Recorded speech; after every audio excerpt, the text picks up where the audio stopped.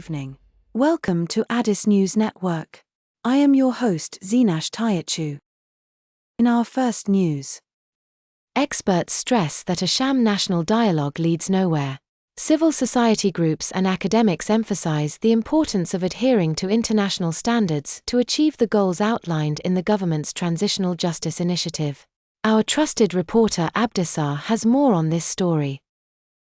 During an event hosted by the Konrad Adenauer Stiftung Ethiopia, both local and international experts gathered with civil society representatives to delve into the effective execution of the national dialogue. The focal point of discussions revolved around aligning the policy with best practices and international frameworks, while underscoring the need to customize the initiative to suit Ethiopia's unique social, political, cultural, and historical landscape. John Ikubahe, the principal transitional justice officer and head of the Transitional Justice Unit at the AU Commission, emphasized the importance of adhering to international standards and principles outlined in global transitional justice instruments, such as the African Union Transitional Justice Policy.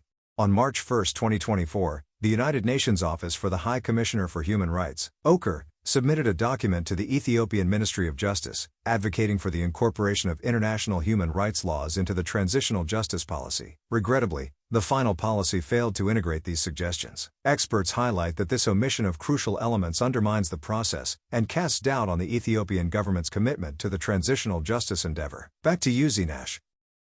Somalia's National Security Advisor, Hussein Sheikh Ali, announced the withdrawal of Ethiopian troops from Mogadishu. Shimelis Abdissar has more on this story.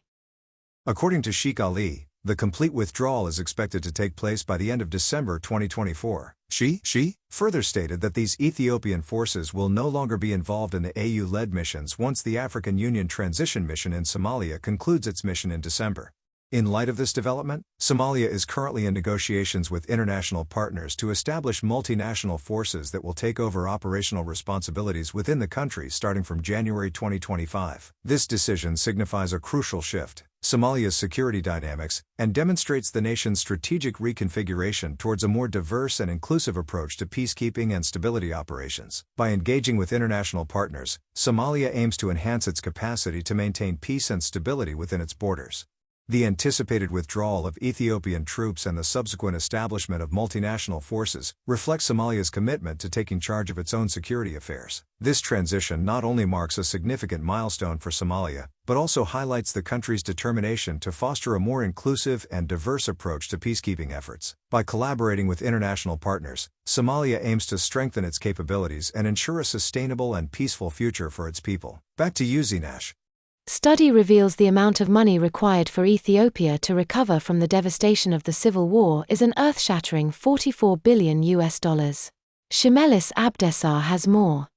The study was conducted by experts at the International Food Policy Research Institute, IFPRI, International Livestock Research Institute, ILRI, and Ethiopian Policy Studies Institute, PSI. The researchers presented their papers during a RO conference under the theme Rebuilding Livelihoods in Conflict-Affected Communities in Ethiopia organized at the ILRI campus in Addis Ababa. Experts have noted that in the Tigray, Amhara, and Afar regions, the devastation of human, physical, and natural resources, alongside the disruption of regular business operations, including the movement of goods and people, as well as service provision, has peaked in recent years due to infrastructure breakdowns and insecurity. With the ongoing conflict in the Amhara region, experts suggest that the total damage could surpass $44 billion. Critics of the federal government emphasize that the majority of the responsibility for all this devastation lies with the government and its failure to pursue peace. Back to you, Zinash.